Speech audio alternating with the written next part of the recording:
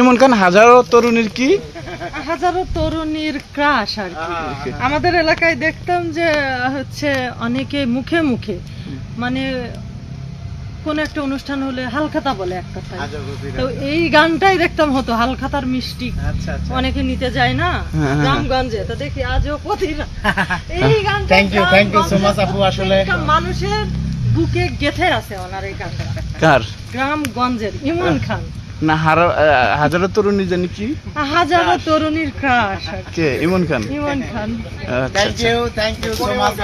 অনেক ভালো লাগলো। আসলে আমি ছোট মানুষ, আমি মানে কোন রকম গান টান গাই, ঠিক আছে, মানুষ সেটা কিভাবে গ্রহণ করে ভালোবাসে আমি জানি, এটা উপরওয়ালার ইচ্ছা। তো লাভ ইউ। আসলে সবার প্রতি আমি কৃতজ্ঞতা প্রকাশ করছি এবং মানে সবচেয়ে বড় কথা হলো আমার উপরওয়ালার উপরে আমি শুকরিয়া আদায় করি যে আমার এই ভাঙা গলার গান মানুষ পছন্দ করে ভালোবাসে। এর চাইতে বড় কিছু পাওয়ার আমার জীবনে আর কিছু নেই। থ্যাংক ইউ সো মাচ, ভাই ভালো থাকবেন। না না ভাই ওইটা ঠিক করে লোক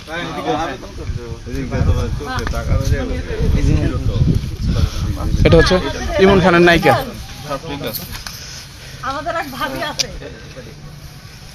ভাইয়া, আমাদের এক ভাবি আছে, তা ওনার আবার ডিভিডি ছিল। এই যে আজও প্রতি রাত প্রত্যেক দিন রান্না করবে আর আজও প্রতি রাত গান। এটি সেই আমলের কথা, অনেক কত আছে 22 বছর আগের কথা। হ্যাঁ হ্যাঁ, মানে সেই 2004 সালে আমার প্রথম অ্যালবাম, আর এটা প্রতিরাত অ্যালবামটা হচ্ছে 2007 সালে, 7 এর শেষের দিকে, তার মানে 22 বছর।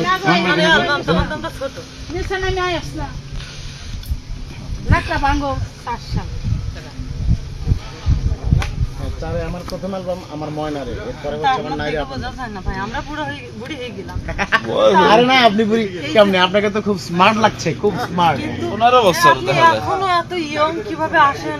হাই হাই, এর রহস্যটা কি? রহস্য জামের বিসি খাই। ভাই আপনি ইয়াং এর রহস্যটা কি? না আসলে আপনি কি হারবাল খান ভাই? আপনি 4 সালের কথা বলছেন।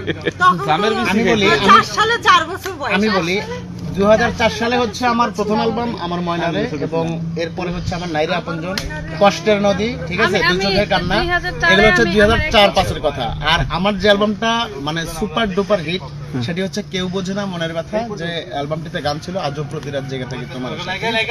তো আজ থেকে 22 বছর আগের কথা। তো আপনাদের ভালোবাসা নিয়ে আছি, আপনারা ভালোবাসেন বিধায় আমি আছি, মানে উপর আল্লাহর কাছে মানে কি বলবো, হাজারো কোটি শুকরিয়া। ঠিক আছে, থ্যাংক ইউ, লাভ ইউ।